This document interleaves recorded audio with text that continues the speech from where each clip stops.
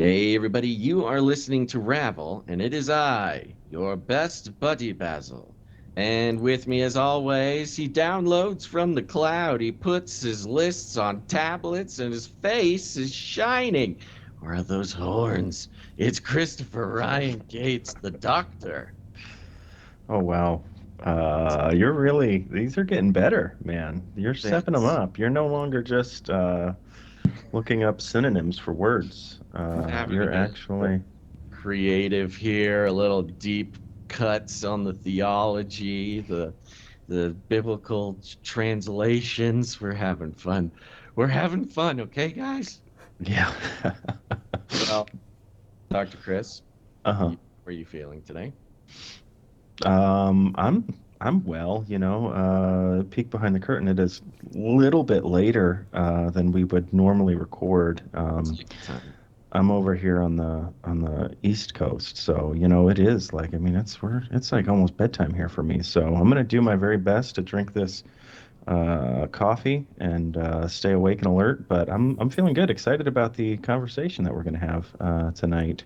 Yeah, this is fun. Today, well, you mentioned if anybody listened to the previous asked and not answered episode, you will recall we got an email from some interesting fellas who have a podcast, and they hinted that they wanted to chat about some connections between Pentecost, Acts 2, and Mount Sinai. And we thought, I have never even considered a connection between these things, and so it sounds ripe for discussion. Mm-hmm.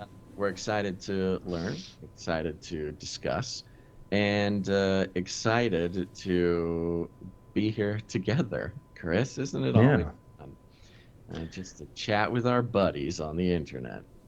absolutely. Taking me back to the 90s. That's how it all started in the Like chat rooms. MSN Messenger. Yeah, right, right, right. You just sparked in my mind the image of an alternate universe where instead of listening to conversations on podcasts, there's just like a video of an MSN or AOL Messenger chat log, like a visual podcast. Mm. Day and age of diversity and equity and inclusion, you know, Uh-huh. there might be something there. Rife for um, Don't AI. don't know till you try. I was thinking, AI could just take over the text chat and just create some entertaining and probably confusing conversations, especially regarding theology. But that's for a parallel timeline, folks. That's not for this universe. For this universe, Uh-huh. we have guests. Guests today, two guests at the same time. Have we ever done two guests at the same time? I was going to ask before the show if we've ever tried a four-way conversation. It's difficult enough with three people, difficult enough with two people sometimes, to be perfectly honest. But with four, what are we going to do? I don't know. We'll Pushing, muddle through. We'll get through it. pushing the envelope, progressing the sport. That's what we're about here on Ravel. Is seeing the human capabilities of podcasting. Four people, Hmm. two guests who will survive. Um, we're having fun. Okay, so today on the show we have Matt and Jake. They are the co-hosts of Sabbath Lounge. You heard that right, Sabbath Lounge. Probably the coolest name for a podcast that I've heard in quite some time. Of course, after Ravel. Uh, Hmm. Although Ravel was so cool that somebody else decided to take it as well. They And then did. Yeah. recently changed their logo. Hey, look, imitation is the sincerest form of flattery, but that's for another episode. Today we have Matt and Jake from Sabbath Lounge. They have their own podcast, their own cool name, their own logo, and as they put it, Sabbath Lounge is just a couple of guys leading their families out of Babylon, following Torah, keeping the Sabbath and the feast. Co-hosts Matt and Jake, how's it going, guys? Hey guys, great. It's great to be here. Yeah, This is thanks for Matt. having us. This is Jake. Yeah. So There we you are go. super excited to be here today, and we just are looking forward to the conversation. Listen closely, folks. Listen closely. There will be a test later on. These fellas, I've been podcasting for a long time. These two fellas have the most extraordinarily similar voices. I'm not totally convinced that they're not, you know, either twins or some sort of AI that has started following Torah. But in either case, very curious to hear what they have to say. Uh, Fellas, why don't you start out? Tell us a little bit about Sabbath Lounge. Well, Sabbath Lounge is just a humble podcast. We're a couple guys. We don't claim to have, the a corner of on the truth, but we do our best to explore, you know, Hebraic roots on our faith and kind of where things came from, and we're kind of really what it is as we study things, like we studied the thing we're going to talk about today about Passover. Shavuot, which is Pentecost, and we studied that out, and we use Sabbath Lounge as kind of a way to help us record our study and get it out to others, and it's just kind of an expression of the studies and the things that we're working on and trying to work through our own head. Right. love Yeah. it. Very Matt cool. started this a few years ago, and just like you said, recording the things that he was studying, and I moved down here to Texas a couple years ago and started podcasting with him. So we've been kind of picking up the pace and putting out a lot of content lately. So I'm interested because you guys at Sabbath Lounge, obviously there's a nod to Judaism there. But are either one of you, do you have any the genetic or religious ties to Judaism at all, or was this something that just kind of, as Christians, you kind of recognize the beauty kind of the Jewish faith and that sort of thing? Why the focus on kind of that Hebraic background as you described it? well, I think the main thing is, well, first of all, as far as I know, I don't have any Jewish heritage per se, but and I don't think Matt does either. But I think part of the thing that comes up is the way it's described as a Jewish thing. And that's one of the things we talk about a lot on the podcast is having this identity of, kind of knowing where we came from, and the whole idea of mixing up the idea that they were the Jews in the wilderness when in reality it was 12 tribes. You know what I mean? I think that gets lost a lot of times. Interesting. Yeah. Well, Chris, of course, we've been grafted onto the vine, but Mm-hmm.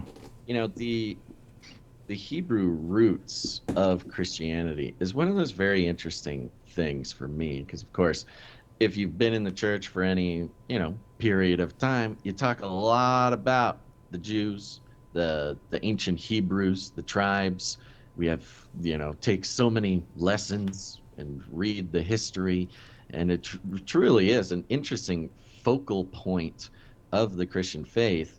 And yet, if there's some sort of special focus on it, or setting of context within the culture, or some sort of deeper study into the Hebrew, either the Hebraic language or culture at the time, it's it's almost like something extra, or it's treated as a deeper layer to the whole thing, when in reality it's like the foundation of the very reading of the scriptures.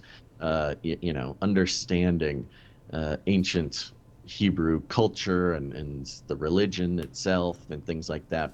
It's pretty surprising, and I think especially American, that churches, I don't know, whether they do it on purpose or not, think they can navigate the Bible and the Christian faith uh, with, you know, the Jewishness being sort of a side dish rather than the plate the very meal is being served on. Yeah, that was kind. I mean, that was kind of the interest there behind my initial question, and I think the fact too that, as I've even mentioned on the show before, I think a lot of Christians, and you guys can feel free to comment on this, Matt and Jake, that believe the Old Testament, is the old one, the old Bible, and then the New Testament's the new Bible, and the Old Testament's the Jewish Bible, and the New Testament's like the Christian Bible, and kind of like Basil was just saying, there's this departure a lot where it kind of feels like, well, that's the old law, that's the old system, that's the old way of doing things, and now we're Christians, so we don't need any of that. And one of the things that I find interesting, even in the description of your show, is you guys say that you're, observing the festivals and those sorts of things. So it just kind of it made me wonder. It's not something that I particularly do in my life, though at times I have thought, Passover might be better to celebrate than Christmas, maybe, in some ways. So I was just kind of curious how you came to that sort of conviction about kind of retaining, it sounds like at least not only the recognition, but some of the practice of, Judaism there. I guess that's probably maybe a little closer at what I was trying to get to. Yeah, and I think for me, a big part of it was, I had done a lot of things, and I'd been a youth minister, and I had been a deacon in a church for like, I don't know, 25, 30 years. I did all these things, and I just kept studying, and I kept looking at the scripture, and finally, we actually we helped plant a church, and we got to the end of that, and we stopped that, and then we kind of went back to like a home church model, and we started just reading the scripture in Genesis and just going, okay, what does it say? And we tried to, so that whole scripture when Jesus talks about using new wineskins, I didn't really understand that until I started being willing to peel off the layers of the things that maybe that I thought were true, that I started working on some things, and I basically had to have new wineskin to hold the new teaching that I was understanding, because when I would come across scriptures where it said, when you mentioned the Passover, that's one of the first ones, and it says, do this forever. And I'm like, oh, what do you mean forever? And then, I started looking at my life going, Passover is a lot more biblical than these other things that I've done, and it just became hard to argue that I should ever take part in Christmas and Easter once I became more familiar with these original feasts. And then I started changing how I thought about it, because initially I thought, well, these are Jewish feasts. I'm not Jewish. And then I started reading things like, one of the scriptures that I want to bring up this evening is in Exodus 12:38. It's a mixed multitude that leaves Egypt. And so, that's important, because we all think that it's, 70 people go in with Joseph, and we think, yes, it's all their relatives, but it was a mixed multitude. And I started realizing that the gospel message was in the Old Testament, and the gospel message was always for all, and it was never about one particular race of people. And man, we like to put things in categories, and put, we just like to classify things, and so we do, and I don't know, it just kind of broke down how I thought about things, and I had a lot of questions as a kid. For instance, I always wondered, especially like you start with Cain and Abel. I'm like, okay, Cain gets a mark, and he's sent to a city. I'm like, he's basically sent to like a sanctuary city because he committed not premeditated murder, but we would call it manslaughter. Manslaughter is the way we look at it. And so I always wondered, there's a city? Wait a minute. There's just so many missing things that I didn't understand, and I didn't even understand, well, how does anyone get in trouble for the sacrifice if there weren't rules already in place? And so that made me start thinking, and I just kept researching it, and I finally came to the conclusion that Adam was supposed to be, so in the New Testament there's a scripture that talks about we're supposed to be a royal priesthood. And that always really resonated with me. And the more I studied, I came to the conclusion that Adam was supposed to be a priest to the people around him, and he didn't do that so well. And so anyway, that it kind of started with us going back to the roots. I don't know if that answered the question. I don't want to monopolize the time either. If Jake has something. Well, yeah, it's like, go ahead. So yeah, like for me, I started seeing some. I'd grown up in the church and everything, and I really enjoyed going and listening to the arguments against biblical teaching, because I think I had a strong foundation wherein, I was warned by my parents, people will come along and try to tell you this isn't true. And so I wasn't afraid to look at other things without, losing the foundation. And so I kind of would go after ideas that weren't necessarily congruent, I guess. And then so it made me really start to hate contradiction. So when I would see contradiction in scripture, I would drive to try to find why it's contradicting and try to fix that contradiction, because we would say it's a problem with our mindset, not a problem with the scripture itself, right? Yeah. And so good clarification. Glad you went there. Right. And so when I started seeing things, I think the first thing that I started seeing was my wife was like, I think we should be keeping the Sabbath. And I'm like, okay, it's one of the 10 Commandments. I can buy into that. I couldn't argue against it, really. And I was like, okay, we'll keep the Sabbath. And, with that keeping the Sabbath, I was able, we would spend our time reading the Bible then, and we would just read and read. And one of the things that really turned the way I thought about things was 1 John 3:4, where it says that sin is transgression of the law. And then backed up by Paul saying, I wouldn't have known sin but by the law. And it's through the law comes the knowledge of sin. And so we started looking at it like, well, okay, if the law tells us what sin is, then maybe we should stop sinning and start doing what the law is telling us to do. And so that's kind of how we started along this path.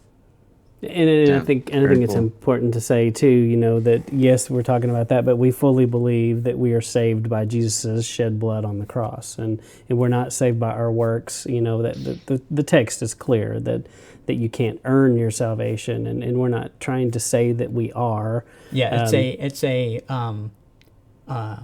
we try to keep Torah because we're saved, not to be saved. Yeah, I wonder if you, as you guys are talking about this, and I don't want to, you can just answer with a quick yes or no, but as you guys engage much with N.T. Wright's new perspective on Paul, any of that stuff, have you looked into that? I'm not familiar with what you're saying. I don't know. I've seen some people try to say he's, I've seen a lot of things about Paul, but I don't know which one that one is. Yeah, no worries, that's okay. But yeah, go ahead. Chris, I don't know what that is. It's a new way of interpreting Paul, because it's a lot of people don't actually know what it is. I don't know if N.T. Wright actually knows what it is, but it's a new perspective on Paul, and it's relatively new, within the last 20, 30 years or something like that, relatively new, and it just kind of is saying that Paul probably wasn't, when he was talking about justification, was not necessarily doing away with the law altogether, as a lot of Christians read Paul. They believe that he's just kind of taking the law almost and setting it aside. And it's a new way of kind of reading Paul, where, he's saying that that's not necessarily the case. It's maybe not that we should just completely forget about the law, even though it was fulfilled in Christ. And kind of, I think he leans more towards an idea when it comes to the practicality of it, like you described, that in the keeping of the law, it's not keeping the law to be saved, but keeping the law because you're saved. So when you were talking about that, I was thinking, oh, that kind of sounds like kind of new perspective stuff. But we can do a whole episode on that one time, Basil. Yeah. There's a lot there. There's a lot of people writing and talking about it. So anyway, I just kind of was wondering where you guys were at on that. Right. I think to break it down real quick would be that we would think that Paul isn't speaking against the law. He's putting the law in its rightful place, essentially. Yeah, sure. Okay. Sounds like a blast. I mean, well, and you mentioned, Chris, the idea that like Old Testament, Torah, Hebraic scriptures, New Testament, Christian, Greek, Arabic, whatever it is. I don't know. I'm not the PhD here. And that the New Testament, the Christian Bible, Old Testament, the Jewish Bible, which is funny, maybe not ha-ha funny, but is interesting to me because it's, the whole New Testament still happens in the context of Jewish culture, Jewish history, Jewish authors, Jewish characters. So yeah, that distinction is almost, I mean, whether it's correct or not is different than if it matters or not. But let's get into the topic of today's conversation, the main one. You guys had contacted us in regards to the Pentecost episode, which you mentioned right before. It's fresh in your mind. You just listened to it again today. Thank you very much for your patronage. You deserve a reward in heaven. Yes, indeed. Well, it was great. We enjoyed it. Get it. You're welcome to tell us why you enjoyed it, but I'm also curious, where are we going with it? What are we talking about? You mentioned a connection with Acts 2 and Mount Sinai. Why don't you guys kind of start leading us through that, and Chris and I will quietly and patiently learn and raise our hands when we have questions. Sure. So what I did is I just tagged some scriptures in this Bible, and so the first one I tagged was Exodus 12:6. And so in this translation that I'm reading from, I don't know if it matters, but this is it's a New American Standard. And and it says, "And you shall keep it into the 14th day of the same month, and the whole assembly of the congregation of Israel." And so they're talking about killing the Passover lamb. And you've got that word congregation, and I grew up in a denomination that said we were the one true church, founded in Acts 2, and this was preached to me my whole life. And we were kind of part of that group that our church, the Church of Christ, tended to think it was the true people who were really into that particular denomination were kind of known to say, we're the only ones saved, kind of thing. And they kind of really camped out on that, and but they never brought up, and I never saw that they called themselves a congregation back when they left Egypt. So I thought that was interesting, and so if you can go look up that word in the Blue Letter Bible. What is it again, Jake? Kahal. So, and it's like assembly, congregation. It's H6950. Yeah, and so so that's something you can go back and look up and see. But that kind of stood out to me. And then as you go through, and then in Exodus 12:37, it mentions that they're a mixed multitude, and so we take that to mean, Jake, what do we take that to mean? A mixed multitude. So it wasn't just the Jews coming out; it was a whole 12 different tribes, 12 families, but they also had some of the Egyptians that were around were like, hey, all these plagues are happening, but not to those guys. Let's see what they're doing. And so they would join in, and they left Egypt along with the Israelites. Yeah, so our kind of theory is when you're looking at the Passover moment and all these plagues have happened, the folks in Egypt, they're looking over at these Hebrews going, hey, what are y'all doing over there? Especially towards the end of this. And they had to be curious. And, there were Egyptians that leave with them that were, but they got done with these plagues at the end. And so they're in that. We don't know exactly how it went down. That is somewhat speculation, but we do know the scripture says it's a mixed multitude. So it's a mixture of people. And so that tells me that if it's a mixed multitude, it's not too far of a logic leap to go, they spoke different languages. And so I don't know if you've ever considered that possibility, but they left Egypt and they didn't all speak Hebrew, which I believe when you see Moses and the dialogue, that's probably all Hebrew. Mm-hmm. And then, there are little other little things along the way that I wanted to point out in Exodus 14:13. Read that, Jake. But Moses said to the people, "Do not fear, stand by and see the salvation of Yahweh, which he will accomplish for you today. For the Egyptians whom you have seen today, you will never see them again forever." And so when you look up this word, salvation of the Lord, and so go look it up in Strong's, it's H3443, and when you look it up, it's the word Yeshua. And so, it's kind of interesting. I didn't realize that it didn't really, in my traditional normie kind of upbringing, I didn't ever know that Yeshua was part of this process from the beginning.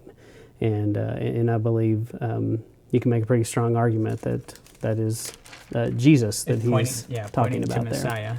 Is because his name will be salvation, essentially. So, Interesting. and then you scroll over on to Exodus 19. I realize we're kind of scrolling through this story, but again, we're starting in Passover, and we're trying to get to the point where we're going to Feast of Weeks or Shavuot. Yeah. So explain this time period, Jake. Passover to what they called Pentecost, we call Shavuot, Feast of Weeks, all the same event. Right. And you guys did a good job of talking about it on your podcast about, so you'd have Passover, which goes right into unleavened bread, and then Feast of Weeks is the 50 days after that. And so timeline-wise, when we come to Mount Sinai, we're about day 50. Right. It talks about being, I think, in the third month, something like that. So, which is typically when Shavuot happens. Yeah, in 19:1, it says in the third month. Right. So they come to this mountain, and so I think that so we believe that there are patterns in Scripture, and that mankind is in essence, unfortunately, we are pretty much the same as these guys were in the desert. We still have a lot of the same issues and the same flaws, and that what you see here in the Mount Sinai is a direct parallel to so it's a church, in essence. It's the first church where the church is birthed, and so the original intention was that, so hang on, I'll get to that. So you see some patterns, and one of the things you see is the multilingual event. There's fire, and so there's several places in Scripture where you see some hints to this, and I believe that that a lot of this is cyclical in nature. And then if you go on to 2019, so this is where it is. So in 2019, this is also a very pivotal Scripture for me. Is when they're on the mountain, God wanted to have a conversation with everybody. And so in essence, so there's a lot of stuff to unpack in this. And one of the ideas is that a lot of the Bible is written in wedding language. And so you can look at a lot of things from the beginning to the end, from Genesis to Revelation, and you can look at it through a Hebraic wedding model. And God is trying to marry his people. I don't know if you've ever heard that. So, and so there was a wedding basically at the Garden of Eden, and then Mount Sinai is a wedding where the people exchange vows and they say, yes, we're going to do this. And his original intention was to have everybody have this conversation, and he was going to talk to all the people. But in 2019, you see what happens. They come to Moses and they say to Moses, speak to us yourself, and we will listen. but don't let God speak to us lest we die. And so Mm. they rejected that relationship that God wanted to have with them, and they weren't ready for it. They just rejected him in a lot of ways, and then we see the golden calf not long after this. So there's definitely some issues in camp, and but that's one of the first ones where you see that they rejected this idea of the priesthood. Right. Yeah, So, it's interesting, this rejection you're talking about. When I hear lest we die, it sounds like some serious fear, right. some fear of what might happen. Yeah, yeah, yeah. And I think they were afraid and they didn't understand, but I believe God accepts them where they are, and I think that's the way He does. Just like when He restores Peter back, and He says, "Do you agape me?" and He changes those Greek forms of love there, and finally gets to the love that Peter agrees to, and God does that over and over and over, where He calls us to this high thing, and sometimes we can't do it, and so He kind of brings down and gets on our level and goes, "Okay, Yeah, well, sometimes we're not ready for it. yeah, yeah." And so, but And so I think importantly is this whole time from chapter 19 through like 24, it's a lot of pages, but it's all this same amount, this same portion of time, this in the third month.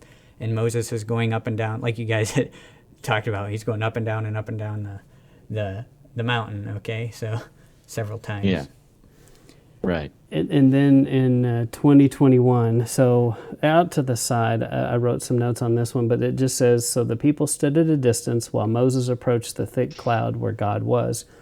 And I wrote here that God was near, the people were far. And so the people chose to be far away. They could have gone up and been a part of this. And I mean, I get it. You're right. They were afraid. And could I say Yeah. that you and I would be different? I wish that I could, but, I'd probably do the same thing they did.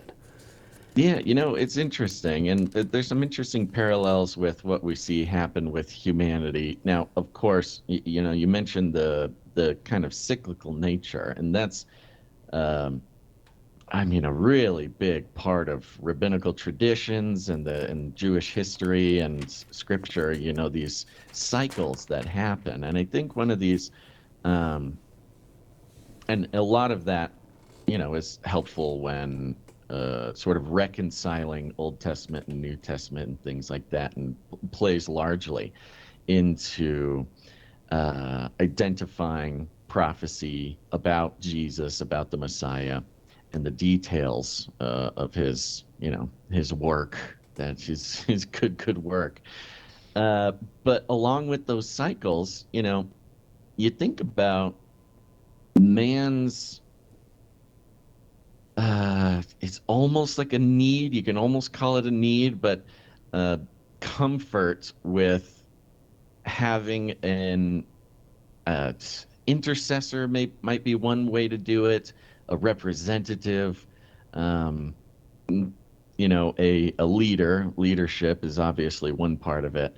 But when dealing with powerful forces or powerful, whether it be God or gods, depending on the situation, or even, powerful men, other powerful men. I mean, you talk about the multitudes that had just come out of Egypt, where if you were going to come face to face with Pharaoh in any meaningful way, it probably means that you were going to die or something Yeah. horrible was going to happen. Very rarely, as someone in their position, were you going to come face to face with Pharaoh, who claims to be God, uh, and something good is going to happen. So it seems pretty almost just culturally relevant that they would want or desire or beg for someone else to intercede with the power structure for them. Uh, and I think it's Well, fascinating. let me, I'll hand it Well, right just back to you, but you see this like, I mean, right at the beginning, you went after Adam and Eve sinned, God comes down and talks to the one who's supposed to be in charge. And he starts talking to Adam, and Adam, points to his wife and said, "She'll explain for us." Yes. And he Talk and to her. he See what's going on here. he chooses, to have someone else represent him. Yeah, and again, it's out of So fear. It's sort yeah, of out of this fear of what's going to happen. I think where we're going with the 70 is that the 70 nations. Yes, that's right. So that's what it was. So like the table of nations, if you will. So anytime in Hebrew thinking, if you see 70, you're talking about everybody, like the world, and so that's a representation of this mixed multitude of this 70, and so that's kind of a marker of, something that kind of tells you that you're talking about multiple people here, About this event being for the whole world, not just these people. And then the other parallel, of course, is the 40 days, 40 nights, and so this to me it happens at the same time as it's the same event on the calendar. As what you see in Acts 2. So, and then in Numbers is another example. Numbers 11:25 says, Yahweh came down in a cloud and spoke unto him, and took of the Spirit that was upon him being Moses, and gave it unto the 70 elders, and it came to pass that when the Spirit rested upon them, they prophesied and did not cease. And so that's an example of, because I was like... It's exactly Acts 2 when the Spirit comes upon them and they start speaking. Yeah. And so all my life I've been told that you only have Spirit-filled people in the New Testament. And this to me was like, wait a minute, that's not true. There were Spirit-filled people here, and it happened with, this, they, not only were they Spirit-filled, but they gave prophecy. Yeah. The reference to the 120 is in Acts 1. Okay. So just so to add that, you're right about. But yeah, you're right about the 120. I had written down that the 70 represents the 70 nations, and so I was just on the wrong track. Yeah. And then if you break down the word Shavuot to its pieces. So you can break down it into Hebrew letters. And so the Hebrew letters on this, Jake, you do a better job of explaining that than I will. Okay, so it's Shin, Beit, Ein, Yud, Mem is the Hebrew letters that make that up. Shin is to press, so it's this idea of completeness. You're not complete without being pressed. It's the olive oil. You have to crush the oil to crush the olive to get the oil out, just like we were crushed in order to have pureness come out. And then the beit is talking about family or house, so it's talking about this congregation, which is this mixed multitude that we're talking about.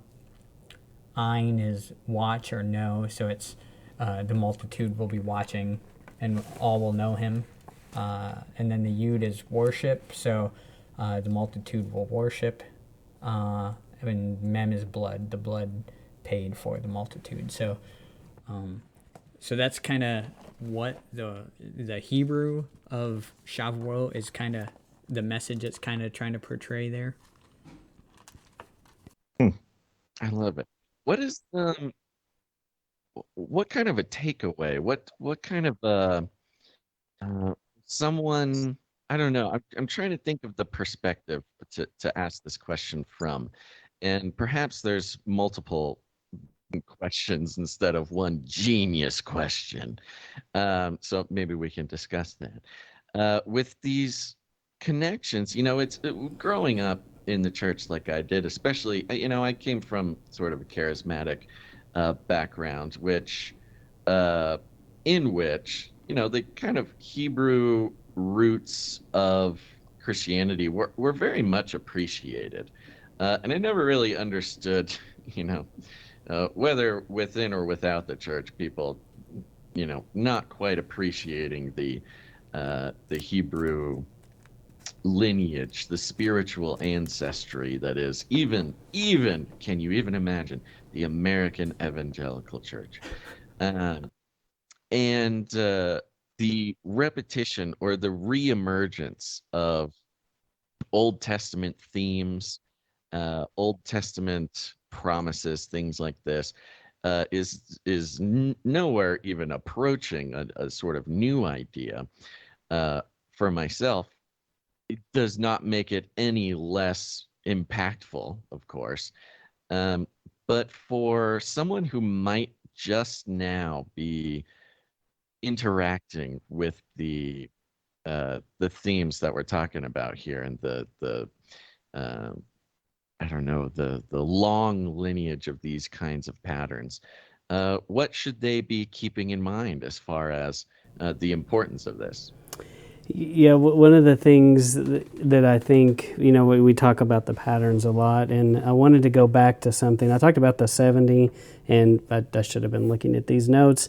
In Genesis 10 and 11, you've got the Tower of Babel, and you see these 70 nations because there's 70 languages. And so that's kind of where that idea of 70 came from. That's so when I guess you would say that's your first mention of it, is the 70 concept. That's where I got that from, if that makes sense, because I don't know that I explained that as clearly probably as I could.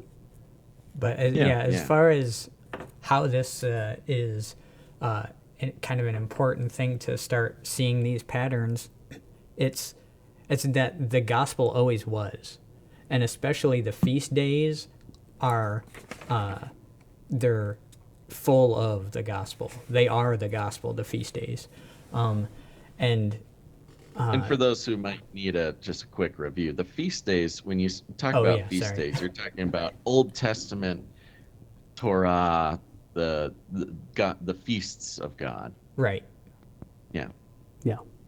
Yes. So it would be Passover, unleavened bread, Feast of Weeks, Day of Trumpets, Day of Atonement, and then Feast of Tabernacles.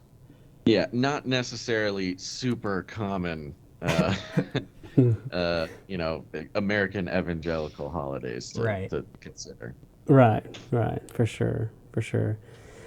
Well, and so I think it's interesting too as you go on. So I'm not afraid of the Book of Jubilees. I don't know how you feel about it.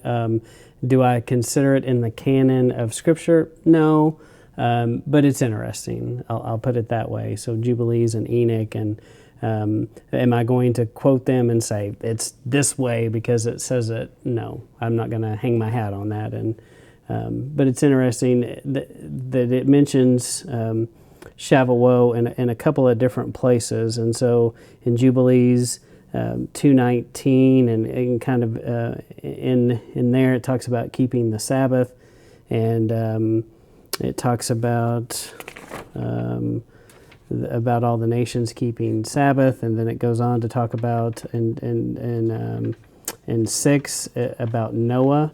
And so he talked about they celebrate the Festival of Weeks. So this came from, granted, this is Jubilees. Jubilees 6:17 refers to Noah keeping the Feast of Weeks. And so, I just started seeing these things where I always thought that these things were only observed, and they kind of start with Moses. But then if you think about it, why is the sun and moon and the stars, why were they made? What does the Bible say? What does it give as the reason? It's to keep times in the days and the holy days. Right. Yeah. right. And so and it's a precedence that's been there from the beginning of time that he set up, and I believe that you can look at all of the prophecies of Jesus and his coming all through the lens of the feast. And so basically there's a gospel story that can be told in the feast, and it all points to Jesus. And the timelines of things, I believe the second coming is going to line up perfectly with our fall feast that are coming up. And because that's a wedding feast, and he's coming back to marry his bride. And so We're not claiming that's happening this year. no, we're not making any claims, but but that's part of what got us into this, is we just realized there was such a deep meaning to all of these things. But I wanted to go on and show you a couple more things. In Jubilee, it talks about Abraham, and it says that Jubilees 44:4, he celebrated the harvest festival, the fruits of grain with the old grain in the land of Canaan, since there was not even a handful of seed in the land, since famine affected the animals, the cattle, the birds of mankind as well. And on the 16th day, the Lord appeared to him and said, Jacob. So there's some references there. There's also references with Samson.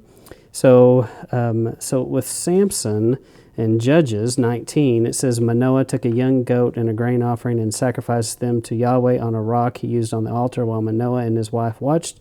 The Lord did something miraculous as the flame went up toward heaven on the altar. The messenger of Yahweh went up in the flame. When Manoah and his wife saw this, they immediately bowed with their face touching the ground.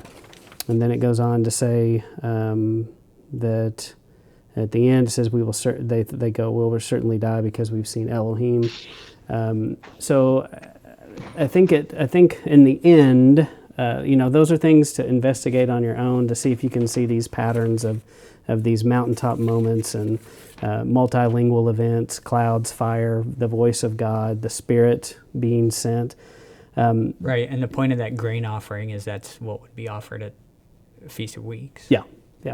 And the point is really, I think, is that today it's easy to look at the New Testament church, and I spent so much time studying Acts specifically Acts 2 and Pentecost, and then when I started understanding that was his church on Mount Sinai, and that was his congregation and his church all along, and the way they behave and the way they act is the same way, really, that you see in Acts 2. It's a lot of the behaviors, and then you go on and look at the book of Galatians and some of the things they dealt with, and the witchcraft and all the just craziness that they had brought in to the congregations that they were in, and they had a lot of baggage and a lot of junk that they had to kind of work through, and that's the way this mixed multitude was when they came out of Egypt. It was messy. They had learned the ways of Egypt, and they had forgotten the things that God had commanded them to do.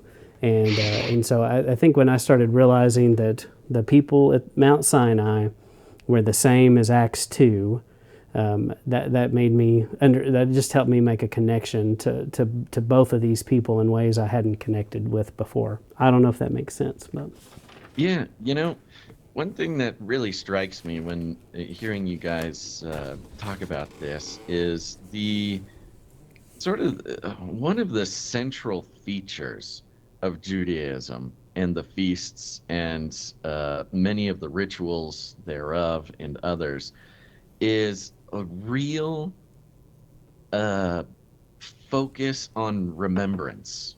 I mean, remembering the things that God did.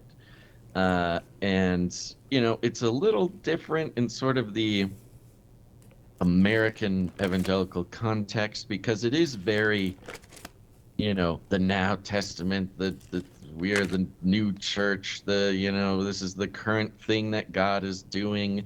And I'm sure it's a kind of a mixture between just sort of general attitude of modern culture, but it runs sort of counter to the focus of the Old Testament church, like you guys are mentioning. This human beings notoriously forgetful, even in the Bible. The horror stories of when God's people forget something, forget what he said, forget what he did, forget what they've been through, forget the mistakes of the past, or forget the victories of the past. All these things, the real focus on remembrance. I think there's a lot to learn there for, I will say, Americans, but I will also just say kind of just the modern church in general, no matter where you are. Again, at least from my experience growing up in the the uh, the traditions that I did, it was very much like, yeah, but God's doing a new thing. He's doing a new thing. He's doing a new thing in you, brother. He's doing a new thing in me. He's doing a new thing in this church. It's all new. It's brand spanking new.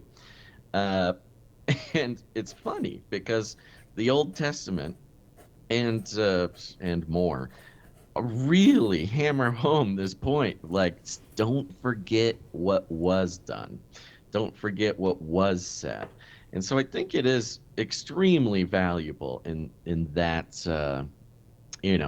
perhaps holding the feasts currently are not necessarily a salvifical issue, but we've certainly been warned enough about what happens when we forget uh, our interactions with God in the past. And I think looking at the trajectory of a lot of people of faith nowadays, it's forgetting things that leads to a loss of faith, or it's forgetting what God said, or forgetting the promises, or forgetting parts of your life when, maybe faith had a different texture to it. Uh, and you get so caught up in whatever life is now that it doesn't occupy your attention as much as it did or as much as it should. Yeah, and something you were saying there, Just like I think something that has also happened to us is this evolutionary kind of idea, and I think it's some of us, to a certain extent, all of us, have probably bought into an evolutionary kind of mindset where we believe that through time humans are getting better. And I'm afraid that that's not correct. It's I wished we could say that, Probably the opposite. yeah, I'm afraid sometimes it's the opposite. And so I think it's easy to look at us today and go, man, we're so much better off than we are. But then I look at the world and I look at churches today and I look at the people. I look at the people I interact with and I go, are we different? Are we really different? It seems like we're still dealing with most of the same kind of issues that they dealt with before. And so that's kind of, where I started realizing that, that's how I started having these parallels of that I relate to the people and realize that they were part of a church. They're us. Yeah. Right. Yeah. Yeah. Well, it's interesting too to kind of watch culture. There's an interesting shift going on where specifically in the younger generations, in the Gen Z, where we have so much rejection of traditionalism and such an embrace of I New don't age. mean I don't mean this in a political way, but just sort of progressivism, just like whatever the next thing is, and that could Right. be economically or culturally or whatever the trend is, or uh, include NyQuil chicken. NyQuil chicken. Look it up, folks. It's a thing. Tide Pods, NyQuil chicken.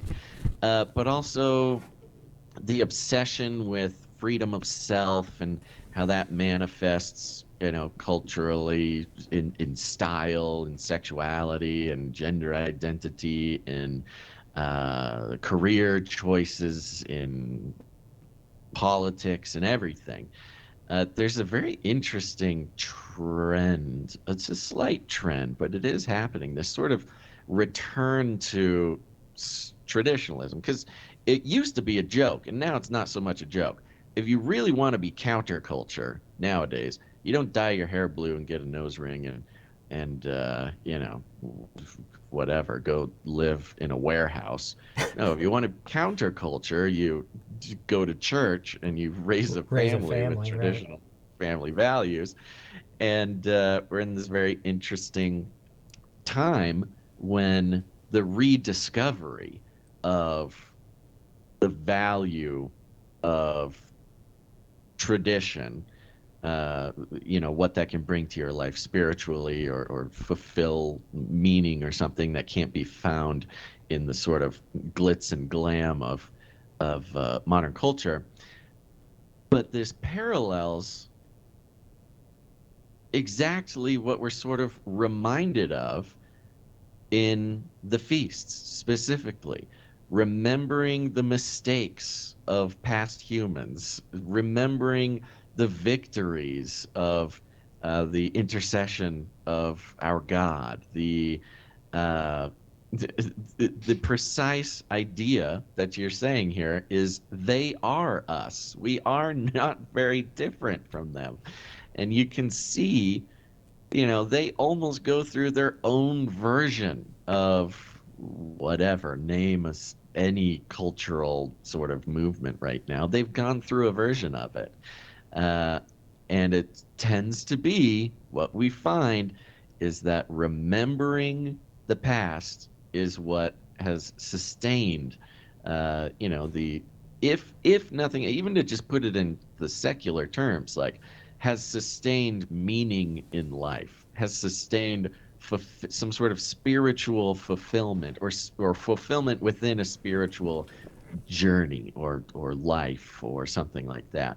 And these things are coming back, man. They're trendy. I'm telling you what, it's not going to be long before um, there is a real sort of resurgence. And I think recognizing that it's always been that way, that return to traditionalism is not just some sort of trend, or something like that, that it is the way to sort of re-examine what the world looks like and how we should be living. It's Right, and yet we see a trend back to, like throughout culture, throughout generations, you see a trend back to tradition, and I think it's similar to the idea of the pendulum or the rubber band snapping back. Right. Those kind of ideas with culture where it just gets so crazy, and then uh, it's like when you see the most converts to biblical thinking is under tumult and chaos. It's uh, usually it smelts into pure silver. Is kind of how it works out. Yeah. What were you getting at there, Chris? I was gonna say that it's interesting to that it's kind of the conversation has moved to this emphasis on remembering because in the Hebrew conception of the idea of remembrance, and the guys might be familiar with this, it's not a mental exercise, but it is actually a practical one. When God is talking about remembering, and in the Jewish mind, there remembering has to do with doing. It's not a thought exercise, but as you're remembering, you are actually putting into practice. And I just kind of thought it was interesting as we were talking about the observance of these holy days. And then, Basil, as you were kind of making the point there about remembrance being such an important component of those, that really the talk about remembering actually could almost be interchanged with continue to practice, continue to do these things.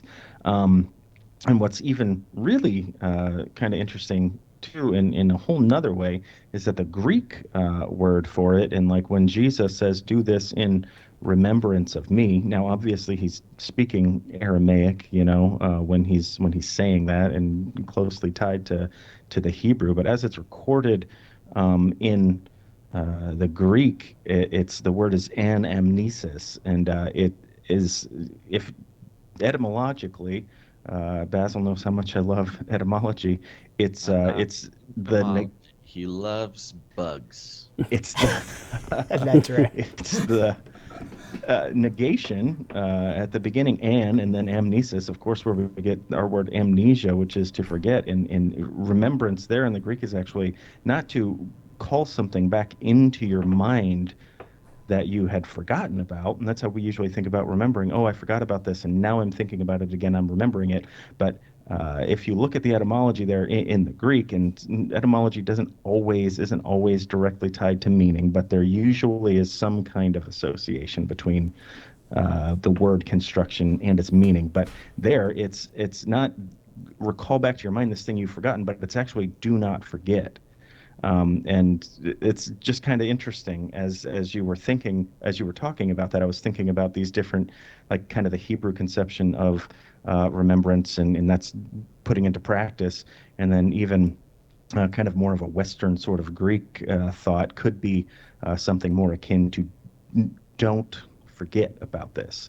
And that is the idea of these repetitions of these yearly, events. And, you kind of get a little bit of that in the book of Hebrews and some commentary there. But yeah, I mean, that's kind of what I was mulling over here as I was listening to you guys talk. So I think that's a good point. The don't forget, it has more action related to it, but similarly, like in the Hebrew for remember, when he's saying remember the Sabbath, it's an action to guard the Sabbath, and so that kind of supports like what you were saying. It's an action to guard. yeah, it shouldn't be thought of as a mental exercise. It is something that you do. Remembrance is, a doing. A doing. It's an action word. Right, and like when he says, "Hear, O Israel," the Shema, he's saying, "Listen and do." They're connected. Yeah, You can't. yes, listening and Right, hearing, yes, are also directly tied to action. That if you have heard something, then you're doing it. You can't, if you're not doing it, then you didn't hear. it's the same with That's, yeah, belief, right? the It's same way. Yeah. right. Yeah. So that's fun. You guys have, you can, that's more support for your belief too that we should continue to practice these feast days. Yeah. Um, I'm wondering, I mean, do you build tents in your backyard, or, Yep, do you stay back in there for a week with the yep, we fam? do. It's coming up, and I cannot wait. It's like my favorite time of year. Yeah. Yeah, Yeah. I hear that it is for everyone in Israel as well. It's quite fun. I mean, a week-long camping trip in your backyard is pretty fun. Yeah, Sounds yeah. like a blast. Yeah. Yeah. Yeah, I have Which to come over and crash your tent or something. yeah, Yeah. which one is You're this? welcome to. Which one is the tent one? I Isn't am very tenty. This is Jake. Tabernacles. No, Jake. no, the Oh yeah, feast, I think he's saying. Tabernacles, yeah. what is Feast of Booths? that's the Isn't there same a thing. Yeah, Same thing. Same. same thing? Yeah. Booths is Feast of Tabernacles. Okay, yeah. yep. Yeah, and then Uh, a side note on that is go look up. I'm sure you've studied before about the greater Exodus. And the Scripture talks about how there's going to be a greater Exodus one day that will make the first Exodus look like nothing, and we won't even talk about it anymore. And so I believe there is a direct connection between, and the reason that I feel like it's still something we should practice, because there is going to be a greater Exodus again. It's going to happen again. And we might have to live in a tent, and so that's kind of part of the thinking behind it too. oh, you practice. You're practicing camping. It's practice. Yeah, yeah, It's like prepper. Kind of. yeah. Being ready. Yeah. You better get used to it before you have to do it. Yeah, I get it. Yeah, Wow, so fun. Well, is this the kind of stuff that you guys explore on Sabbath Lounge? yes, Yep, it is. that's- This go- and more. So If you want in-depth, discussion about that kind of thing, that's what we talk about. Look, I'm telling you, it takes a very special person to dig in as deep as one must. And I will tell you, from the experiences that I've had looking into this stuff, it just keeps going. It does not stop. There is an endless amount of connections to be made, remembrances to remember. It's the path set out for someone who is passionate and ready and willing to dig into all that the sort of Hebrew roots of the Christian faith have for the willing is really incredible. So you guys definitely have my support and my admiration for doing what you do. Definitely going to be checking out. The fun thing about your podcast is it's so reasonable compared to even my own work. I mean, some of these episodes, you got nice little 15-minute episodes, little lessons, little bite-sized little guys. So you don't, you can just get a nice nice little 20-minute lesson in, and then say la, baby. Let it breathe a little bit. Yeah, that's right. That's a good way to put it. We appreciate that. And just like yours with Ravel, it's got this. How would you describe the logo? When I look at it, it's this complicated ball, and it makes me think of all the connections and that we have, and it's like you uncover one thing over here only to find that it's connected to a string over here that's connected to a string. And it's like the more you study and the more you uncover, the more you just realize you don't know everything, and you will never know everything, and that everything is connected, and everything from the physical to the spiritual, it is all connected in some way, and so I enjoy what you guys do, and encourage everybody to check out more episodes of Ravel, and the discussions and the guests that they have on in the future. And but we're just so blessed and honored that you ask us to be a part of your show. Yeah, Oh, and yeah, you had absolutely. asked what kind of things we liked about the Pentecost episode, and one of the things I thought was real good was the way that you guys discussed the different sides of that argument, and the way you really presented your respective sides very well, and very maturely. And I think that's hard to find nowadays, but I just like that you were able to show both sides of that, and you didn't just it wasn't just fluff. You had some Back. backing to what you were saying. He cursed me out as soon as we stopped Oh, recording. So probably he was speaking in tongues, you could say. if you go to Patreon, you get all of our arguments, our posts, our fight club that we have after every episode. Yeah, I Uh, want to say, Matt, that was a real good take on the logo. That was indeed exactly what we were kind of thinking as we put that together. And I guess it communicates. So either you're quite perceptive, or it was a good design, or perhaps both. And we should have trademarked it, Basil. so good that if hypothetically there was another podcast by the same name, it would be so tempting for them to replicate that logo in some way. Um, Oh but enough Lord. about that. So you guys, one thing, and I don't mean to extend this here, but this hit me pretty hard actually. Just kind of scrolling through the Sabbath Lounge episode list here. You know, there could be someone out there who might respond with something like, wow, that's a lot of stuff. It's a lot of learning involved, a lot of connections to be made. And, I'm not so sure I have it in me. It doesn't seem to be a salvifical issue. I'm sure that, God will be okay if I don't necessarily devote my life to, the Hebrew roots of the Christian faith. But every time I come in contact with this kind of exploration, it introduces, if not new dimensions or new facets of faith or new, um, new, it could just be knowledge or, if it's not that, it is undeniably presents a depth dimension, a new depth dimension to the faith and to life and to traditions and to the history of Christianity and to God's ongoing struggle to connect with us as we try to avoid that as often as possible. Um, if it does not add new dimensions to life, it adds a depth to your faith that is hard to get in other places.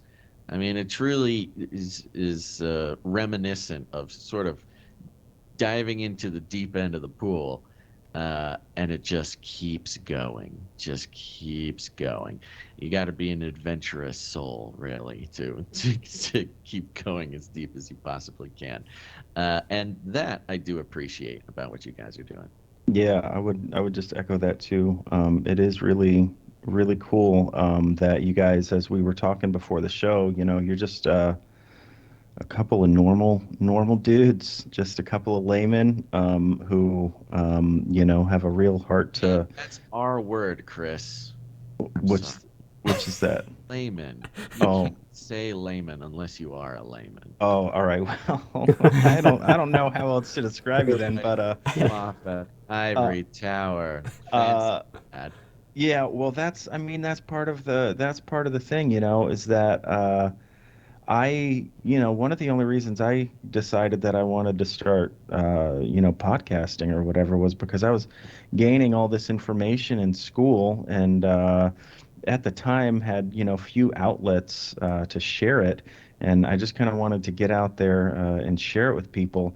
But, you guys, you're doing, really the same work. You're interested in the word. And that was kind of what initially even afforded me the opportunity to go to school was because I was self-motivated to study and somebody else saw that and they sent me. If the people who know my testimony, it was not something I went out and pursued, but it was something someone else recognized me and then afforded me the opportunity. And I'm just extremely fortunate that such was the case. But you guys, you're doing the same work, and I just think it's really cool.